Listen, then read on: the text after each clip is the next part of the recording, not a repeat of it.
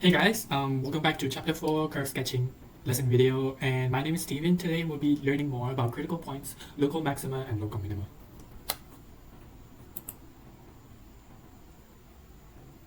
Okay, before we step into the details of critical points, I think we have to know what do we mean by critical points. So critical points are basically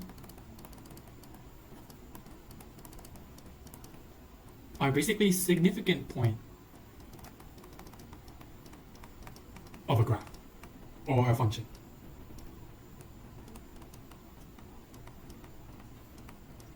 So basically what this means is critical points are unlike all the other coordinates on that graph, but these kind of points are different, they're unique. And by that unique, by learning where and which point we have significant points or critical points at that graph or function, we can get a general idea of how a graph should look like.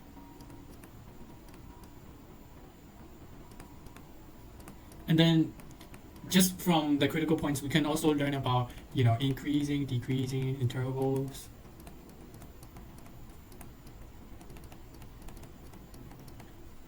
And then sometimes, in some cases, we can even learn about point of inflection.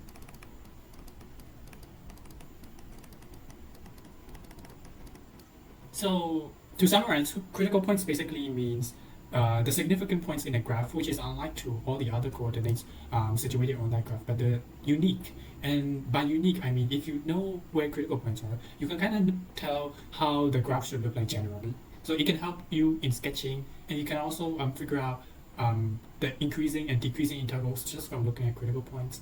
And then we can also, in some cases, you can also learn more about point of inflection and their concavity, which will be covered later on. Okay, so say for example, we have a graph something like this.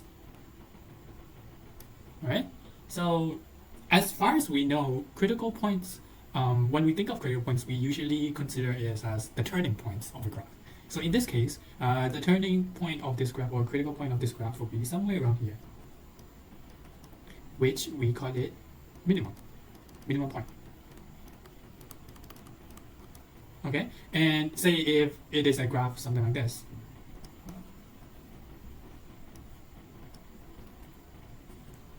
If it's a graph something like this, we consider this part as a maximum point. And for this whole time, we have learned that these kind of points basically means the critical points of the graph.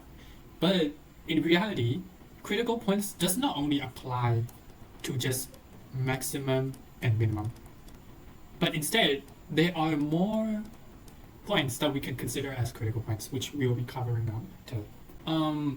Let's come up with like a new graph. Earlier I mentioned that critical points does not only mean maximum points or minimum points. So what do I mean by that? So let's say I created a random function, say something like this. Okay, so in this graph, we can pretty much tell that this point, and this point, and this point are critical points. And to say in details, this will be maximum, this will be minimum, and this will be maximum. But there's more to it, because there's this one single sharp corner in this graph right here. And the coordinates that this graph have on this point can also be considered as a critical point. But we can't define this point directly as a minimum point, because it doesn't satisfy the theory or the nature of a minimum graph, what a minimum point should have. So all I'm saying is the critical points don't only mean maximum or minimum, but there are some other cases where we would consider these coordinates as critical points as well. Because when you look at this point, the y value before this point was going like this, and the x value after this was also going like this as well. Say, just like the same with maximum and minimum as well, right? So before the maximum point, it was increasing, the function was increasing, and then after it decreases. Same with minimum point, it decreases at first, but then it increases again. So the same goes with this particular type of critical point as well. If you look at the function, if you look at the if you look at the function before this critical point, it was decreasing, and right after it started increasing again. So although it cannot be considered as a minimum point, this is also a type of critical point that we don't usually see, which we'll be covering up today. Okay, so what does it mean to be a critical point? And to learn about this, we have to know what criteria should function or coordinates should have in order to be considered that point as a critical point. So in order to learn this, we have to remember the formal definition of critical point.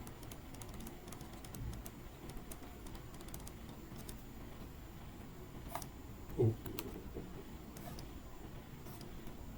Okay, say for example, if we have a graph right here, and we know this point and this point are critical points. Say for example, for this point, let's say the x value is a. Right? So what does the formal definition of critical point say? It says x equals a is a critical point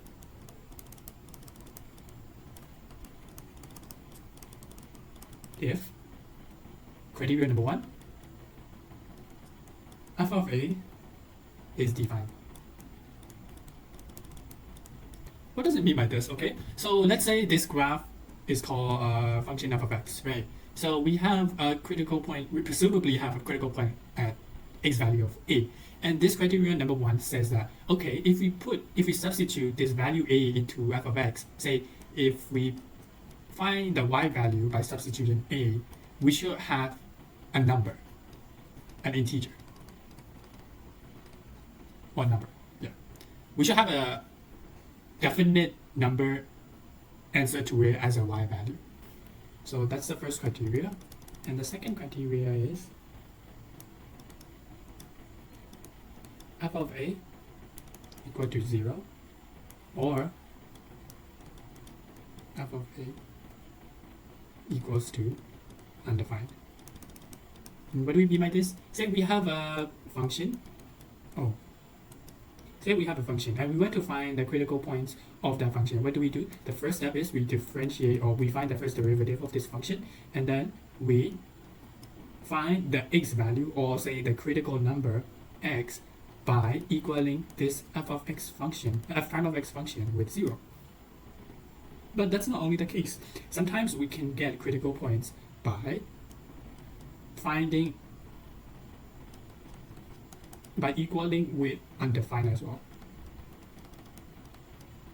Meaning, what x value do we put in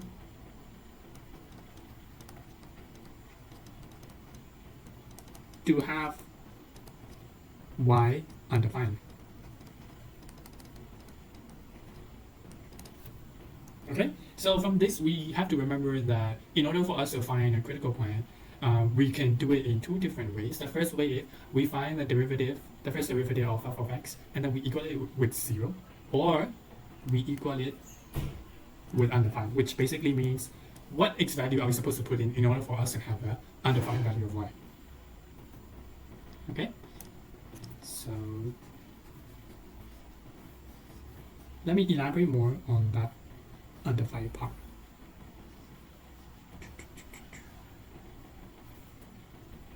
Okay, so remember with the example earlier which I drew like a random graph, and then something like this. We had the typical normal critical points here, and then I mentioned that this part we can consider this coordinates as a critical point as well. And basically all these maximum, minimum points that we get, the x value is achieved by us equaling the first derivative of f of a with 0. And how do we get this answer? How do we get this critical point? We basically find f prime of a equal to undefined. So something like this. So in order for us to find this, we can equal it with 0, but instead we have to equal it with undefined, which basically means we have to find the x value, which makes the y value undefined. So that gives us with two different cases, right? Let's say, what do we get from equaling the first derivative of f of a with 0. And what can we get from equaling the first derivative of a with undefined? Here, we split into 6 different cases. So if we equal the first derivative of f of a with 0, first thing, we can get maximum, or we can get a minimum, or we can have what we call as horizontal tangent. Okay, let me draw like a general idea of what these points, what do these things mean. So maximum would be something like this. This point is maximum, and minimum should be something like this. And horizontal tangent means, see, if we have a graph like this point in the middle, if we draw a tangent to this line, we get a line that is completely parallel to the x-axis, or you can say a line that is completely horizontal. That's why the name horizontal tangent. Like if we draw a tangent using this point, we get a line that is completely horizontal. So these are the 3 different critical points that we can possibly get from equaling the first derivative of f of a with 0. And how about the second one? For the second one, we can get either a sharp graph. And by this, I mean, you can kind of see it in absolute functions or modulus functions, where we have this kind of, the graph goes kind of like this. It's like a sharp turn. Something similar to the one that I just showed. Like this. Like this. This is a sharp cone or sharp corner. And then, secondly, what we can possibly get is a cusp. A cusp is similar to a sharp corner, but it looks like this.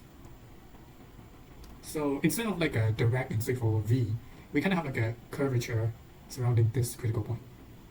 So it can go both ways as well, something like this. Okay, and then lastly, we can get a vertical tangent coordinates. And by that I mean, say we have a graph something like this. And here, if we find the tangent using these coordinates here, we get a line that is completely vertical and parallel to the y-axis. Just like the same with what happened in the horizontal tangent, right? So from these 2 different cases, we can have a total of 6 different critical points. Alright? So this is something that we have to remember, right? And then these will be used when we solve questions. We will be given cases where we have to determine or classify what kind of critical points they are. So using this information, we have to determine what this critical point basically means. Alright, let's move on. Let's do some example questions. First one. For the following function, determine all the critical numbers. Determine whether each of these values of x gives a local minimum, local maximum, local minimum, or neither for the function. And we're giving this function.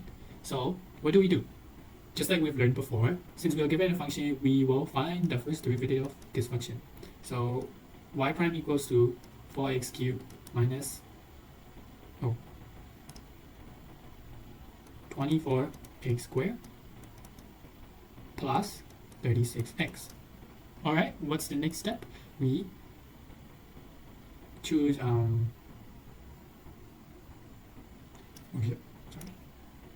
we equal the first derivative of function y with 0.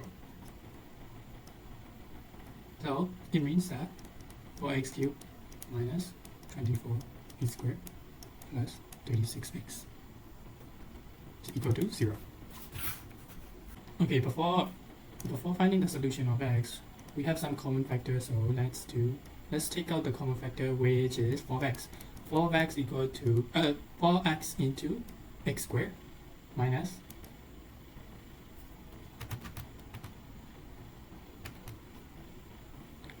6x plus 9 equal to 0. 4x cubed x squared plus 36x. Yes. So we got 4x equal to 0 and x squared minus 6x plus 9 equal to 0, which we will get x equal to 0 and minus 6, 1. We got x equals 3, comma, oh, x equals 3, because we got, if we factor it down, we got x minus 3 the whole square, which in turn we get x equal to 3. So from this, we have learned that the critical numbers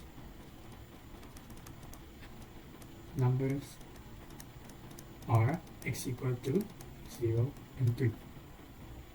Okay, these are just critical numbers, which is just the value of x, and we want to find the critical point, which is two different things. The critical point is the full coordinates including x and y. Critical number is just x.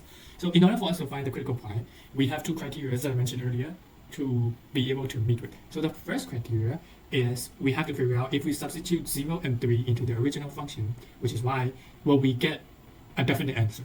So let's figure out that. So when x equal to 0, and if we find it, y gets 0, which we are given with coordinates 0, 0. And then when x is 3, we get 3 power 4 minus x is 3 power 3. And then 18 into 9. And then we'll get 27. So we have our coordinates of 27. 3, 27. Alright, so when we substitute x equal to 3, 0 and 3 into the original function, we have the exact y value, which is 0 and 27, which means that f equal to a has been defined. So the first criteria we have already met. Okay, and then the second criteria is already met here because we already equal the first derivative of function with 0. Yeah. Okay, so from this, because we got these two sets of coordinates by equaling 0 with the first derivative of y, we can conclude that from these two critical points can basically mean three different things. It's either maximum, minimum, or horizontal tangent. Okay, so two of the critical points we've already figured out. We have to classify them, which of these ones satisfy to these two coordinates. And in order for us to do this, let's draw a table. So let's draw a table right here. Then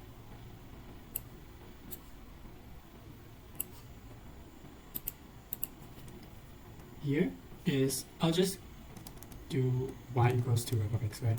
So that will be easier for us to write it. So f prime of x equals to 0. And from figuring this out, we got the two numbers, two x values, which is 0 and 3. So what we're going to do is, we're going to substitute one number less than the x value 1 to learn the behavior around this critical point.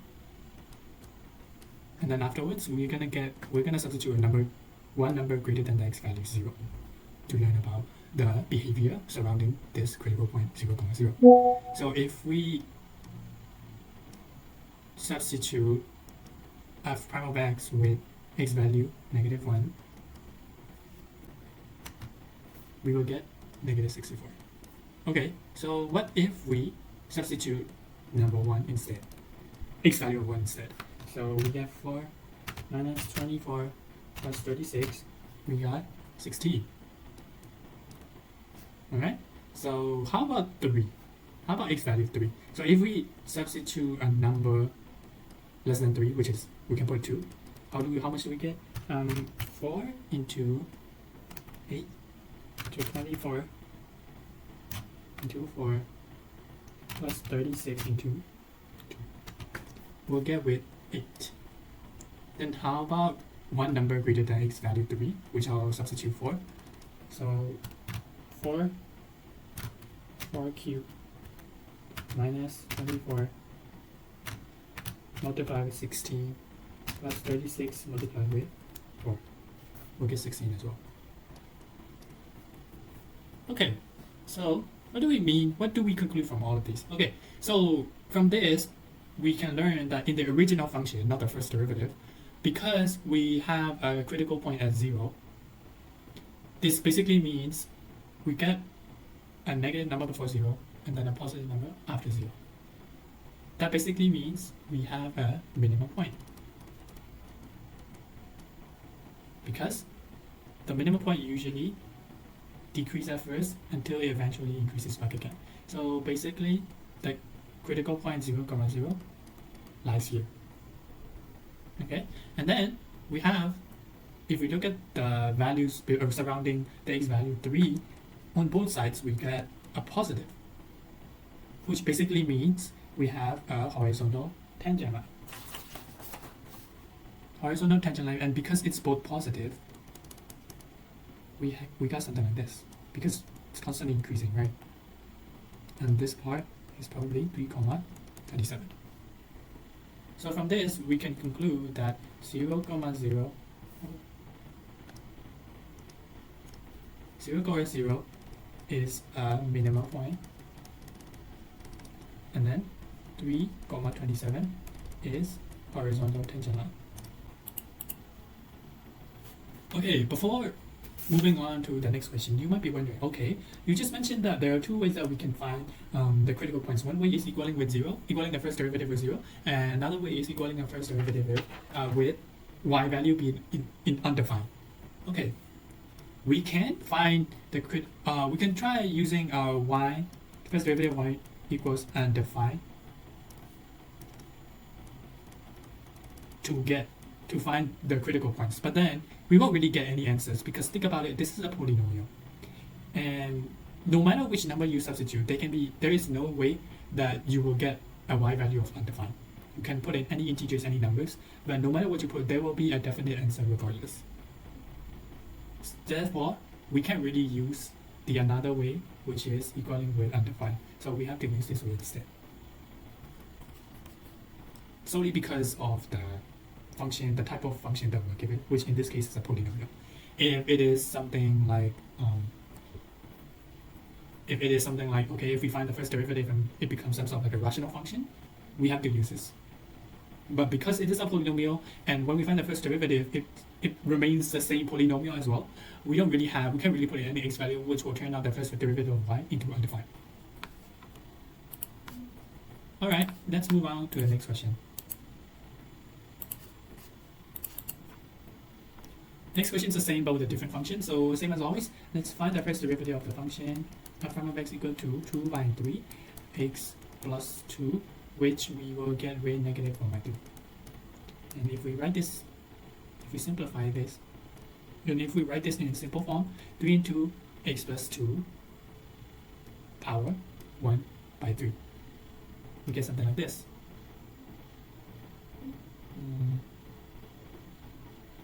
2 by 3 minus 1. Yep, correct.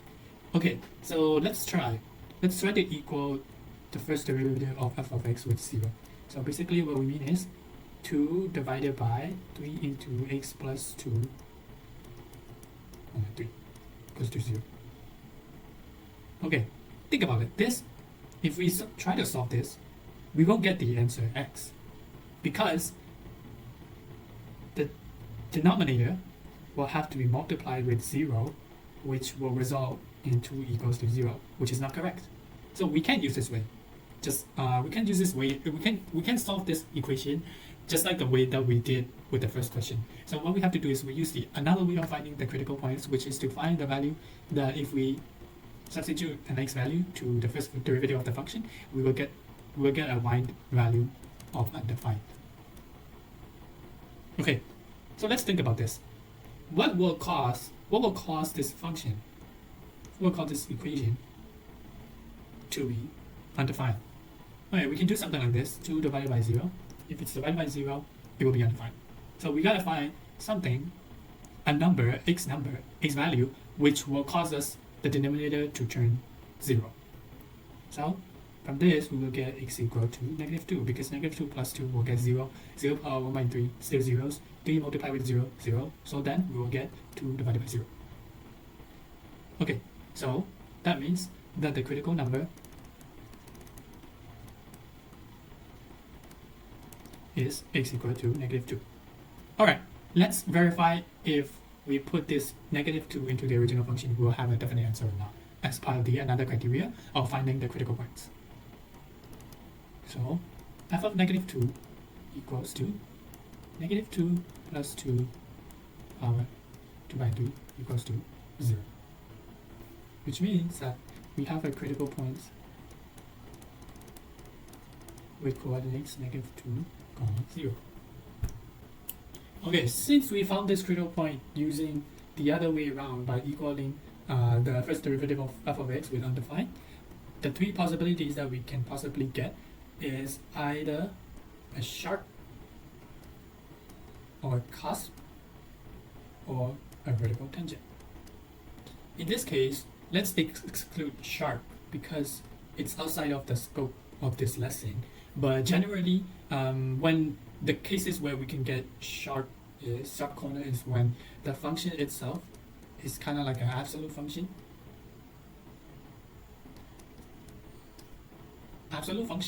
Or it's kind of like like a piecewise function.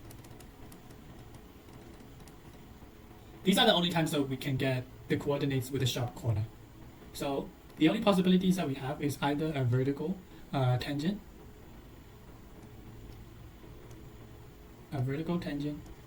or a cusp. Okay, in order to do which is the right answer, let's draw our table again.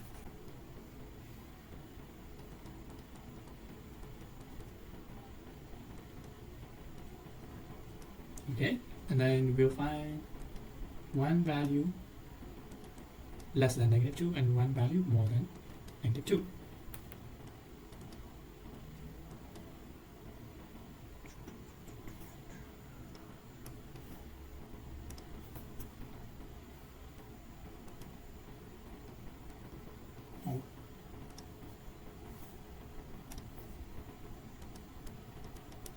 Okay, if we substitute negative 3, what will we get? Oh wait, the derivative. We'll get negative 2 by 3. Okay, and then we will find, oh wait, no. Negative 1.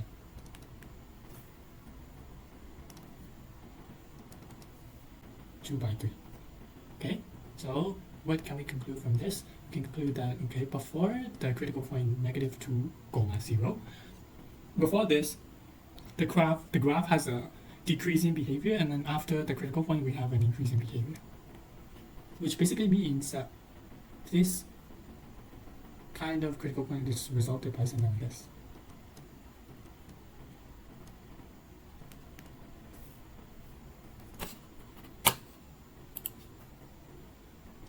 Negative 2, 0. If from this, we can conclude that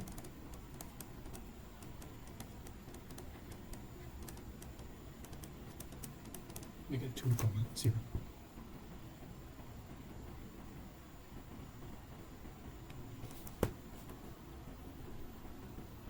Okay.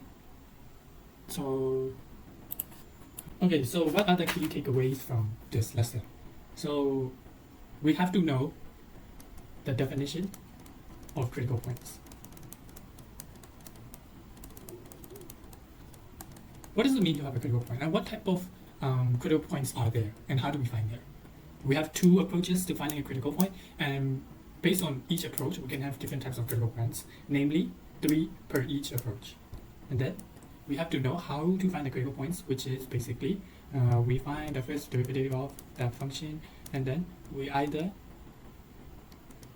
find the x value, which if we substitute it, we'll get a y value of 0, or we'll get the y value undefined.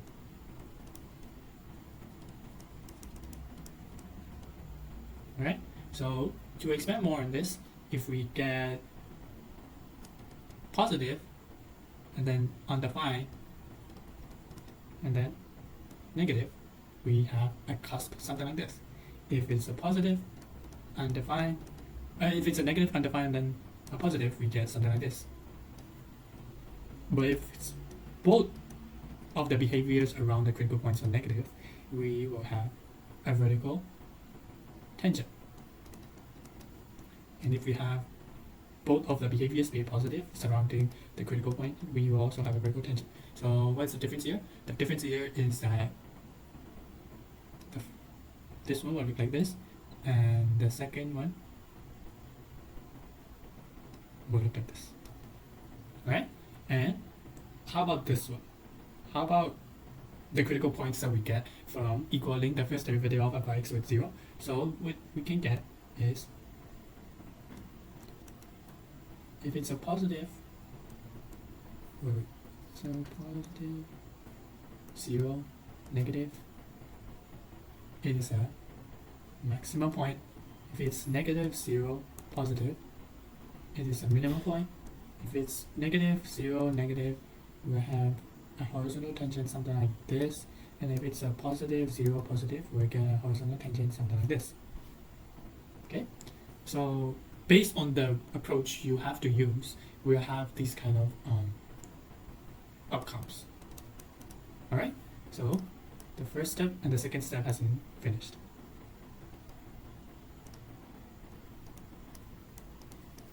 And then the third step is verify. Verify by substituting